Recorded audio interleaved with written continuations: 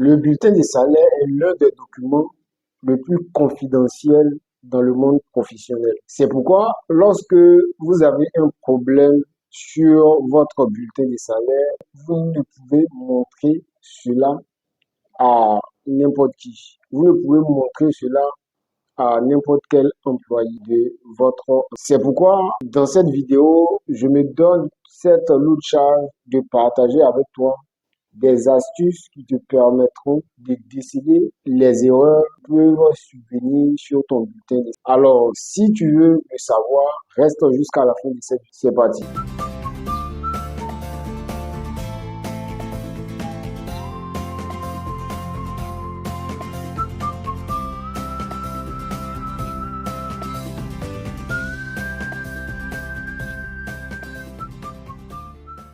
Bienvenue à toi dans cette nouvelle vidéo. Je suis Joël Cyr pour ceux qui me découvrent pour la toute première fois.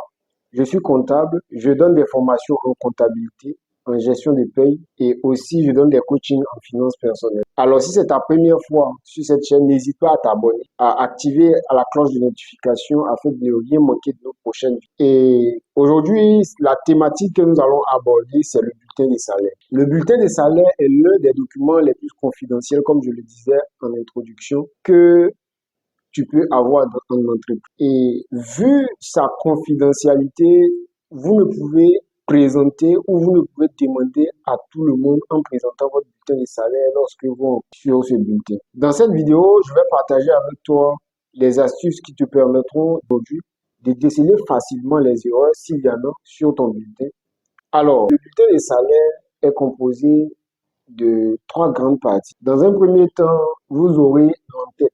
Ensuite, je vais vous présenter, vous allez voir ça juste à côté. Ensuite, vous avez le corps du bulletin et enfin, vous avez le pied du bulletin de salaire. Alors, nous allons attaquer directement la tête du bulletin de salaire. Lorsque vous prenez votre bulletin, quelles sont les informations que vous dites sur votre bulletin de salaire? Dans un premier temps, sur l'entête de votre bulletin de salaire, vous aurez toutes les informations vous concernant et les informations qui impactent directement le calcul de votre salaire sur le mois en question. Dans un premier temps, c'est votre situation matrimoniale. Il est très important, lorsque vous prenez votre bulletin de salaire, de vérifier si la situation matrimoniale qui est marquée sur votre bulletin est conforme à votre situation actuelle. Vous avez, selon votre situation matrimoniale, il y a un nombre de parts qui vous est attribué. Donc, il est important de vérifier la situation. Après avoir vérifié la situation matrimoniale, il y a un autre élément qui est important, qui impacte encore votre salaire, c'est votre ancienneté dans. Donc, sur l'entête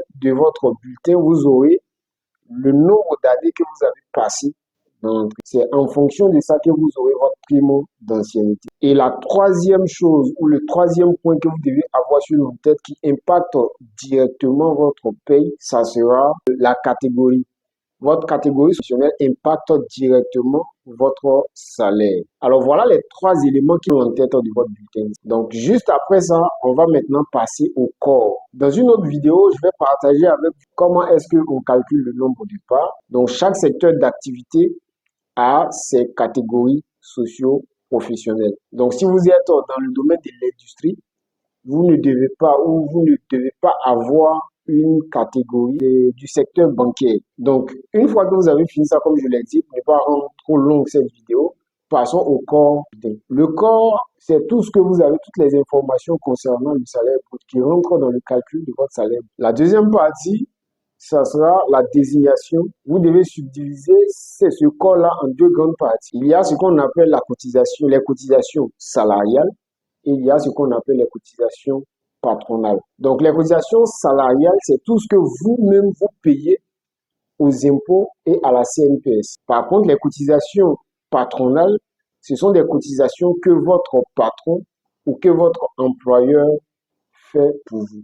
Alors, au niveau du salaire brut, nous allons parler des éléments indispensables dans le salaire brut. Après, chaque personne, selon le contrat défini, peut avoir des avantages variés selon le poste. Donc, dans un premier temps, dans le salaire brut, vous aurez le salaire de base, qui est le salaire catégoriel. Donc, le salaire de base ou le salaire catégoriel, c'est le salaire qui est attribué par le barème des salaires que le Code du travail donne. Donc, selon la catégorie, c'est pourquoi je vous ai dit que dans la première partie, dans l'entête de votre salaire, vous avez votre grade, vous avez votre catégorie.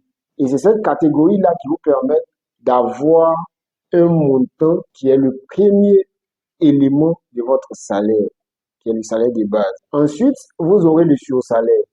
Il faut comprendre que le sursalaire n'est pas obligatoire. Pour ceux qui ont négocié leur salaire en net, lorsque vous négociez votre salaire en net, la comptabilité ou les ressources humaines font une simulation afin de trouver votre net en intégrant les éléments que vous avez négociés, c'est-à-dire si vous avez négocié votre salaire à 200 000 francs et que votre salaire catégoriel est à 85 000 francs, alors le responsable des ressources humaines, aussi c'est un comptable qui s'occupe de la paye, alors ce dernier-là va faire ce qu'on appelle une simulation dans le but de tomber sur les 200 000 francs. Donc, dans un premier temps, puisque le salaire catégoriel est obligatoire, alors il va mettre ce salaire catégoriel-là dans un... Et ensuite, il va vous attribuer un sursalaire qui n'est pas obligatoire, mais qui va permettre de tomber sur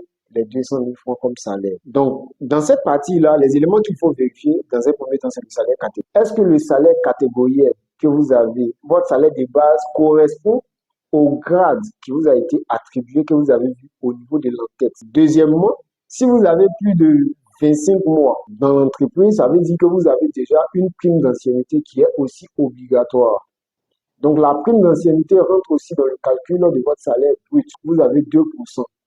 Et chaque année, vous avez 1% en plus, pour ne pas dire 2 ans après. Donc, il faut noter qu'au 25e mois, lorsque vous intégrez une entreprise, à partir du 25e mois, vous pouvez commencer à percevoir votre d'ancienneté. Donc, dans le calcul du salaire brut, en dehors de tout ce que vous pouvez négocier en plus dans votre contrat, les éléments qui sont obligatoires, c'est le salaire de base ou le salaire catégoriel. Et après, selon le temps que vous passez dans l'entreprise, vous pouvez avoir votre salaire, votre prime d'ancienneté. Une fois que cette partie-là est close, si vous avez d'autres éléments qui entrent dans le calcul de votre salaire brut, comme par exemple prime des salissures, prime des paniers, tout ce qui est prime, en ce moment-là, ces éléments vont... Et après ces éléments-là, lorsque vous prenez votre bulletin de salaire, vous-même, vous devez additionner tout ce que vous avez comme prime ou comme avantage avant votre brut. Vous calculez et cela doit être égal au salaire brut qui est mis juste après. Après cela, vous avez maintenant les impôts et taxes, commençant par la CNPS. Alors, pour ceux qui bénéficient des primes de responsabilité ou des primes de salissure, primes de tenue, il y a un plafond auquel votre salaire ou votre prime n'est pas imposable fiscalement, mais est imposable socialement. Alors pour cela, vous allez voir sur certains bulletins, après le salaire brut, vous allez voir la base fiscale, ensuite la base sociale. La base fiscale, c'est la base qui vous permet de calculer tout ce qui est impôt. Par contre, la base sociale, c'est tout ce qui entre dans le calcul de la CNPS. Donc, comme je le disais, pour quelqu'un qui a une prime de responsabilité, selon le code, la prime de responsabilité est plafonnée à 10% du salaire net. Ça veut dire quoi? Lorsque vous avez un salaire net d'1,5 million et qu'on vous attribue une prime de responsabilité de 150 000 francs, alors cette prime de responsabilité n'est pas imposable fiscalement. Par contre, il est imposable socialement. De ce fait, lorsque vous allez calculer la base des calculs des impôts, les 150 000 doivent être passibles socialement, c'est-à-dire dans la base sociale, vous aurez les 150 000 francs. Par contre, dans la base fiscale, vous aurez moins de 150 000. Donc, si vous avez une prime de responsabilité ou prime de tenue, prime de salissure, dont le montant est inférieur ou égal à 10% de votre salaire net et qu'il est intégré dans le calcul des impôts, en ce moment-là, c'est une erreur. Donc, vous devez l'intégrer vous devez faire la part des choses dans le but de calculer les impôts et la CNPS de façon différente. Alors, les impôts. Dans un premier temps, on va commencer par la CNPS. La CNPS, le salarié cotise pour lui-même en termes de retraite. Donc, le salarié va cotiser pour sa retraite. Ensuite, vous allez voir les cotisations comme par exemple l'accident du travail. L'accident du travail, c'est la cotisation du patron. Donc, c'est l'employeur qui cotise pour l'employé. La prestation familiale, c'est l'employeur qui cotise pour l'employé. Et une fois que vous avez fini ces éléments-là, on va passer maintenant aux éléments. Par exemple, vous aurez FDFP, TA, la taxe d'apprentissage, la taxe de la formation continue. Ces taxes-là sont cotisées par votre employeur et non par le salarié. Donc, ce que vous devez déduire en termes d'impôts ou en termes de cotisation de votre salaire brut, ça sera votre retraite, la cotisation pour votre retraite. Deuxièmement, ça sera les impôts sur salaire, aujourd'hui qui est devenu ITS. Avant, il y avait l'IGN, impôt général sur le revenu. Il y avait CN, la contribution nationale. Mais tout ça ont été fusionnés en un seul qui est impôt sur traitement des salaires. L'impôt sur traitement des salaires aujourd'hui est calculé sur la base de barème. Et ce barème-là tient compte de votre situation matrimoniale et aussi de votre salaire brut. Je ne peux pas vous étaler cette partie-là dans cette vidéo, car ce barème-là est établi en fonction, c'est-à-dire vous cotisez en fonction de votre salaire brut et de votre situation matrimoniale. Pour trouver votre salaire net, qui est le pied de votre bulletin, vous allez faire le salaire brut moins votre cotisation CNPS, qui est la retraite, moins votre cotisation ou vos impôts, qui est appelé ITS ou impôt nouveau régime. Parce qu'aujourd'hui, vous avez impôt brut avant RICF, ensuite vous avez RICF, et pour trouver l'impôt que vous devez payer à l'État,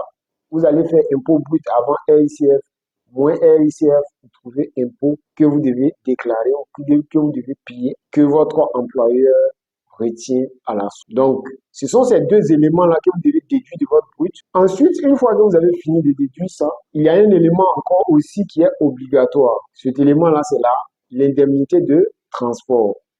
L'indemnité de transport est exonérée à hauteur de 30 000 francs dans le Grand Abidjan et 25 000 francs à l'intérieur du minimum que l'employeur doit vous donner comme indemnité de transport, mais sur lequel l'État ne prend pas d'impôt. Par contre, si votre employeur décide de vous donner une indemnité de transport de 100 000 francs, alors les 70 000 francs seront intégrés dans le calcul de votre salaire et les 30 000 francs seront exonérés. Donc, c'est pourquoi pour ceux qui occupent des postes de responsabilité ou ceux qui sont cadres, vous allez constater que on peut vous attribuer une indemnité de transport de 50 000 francs.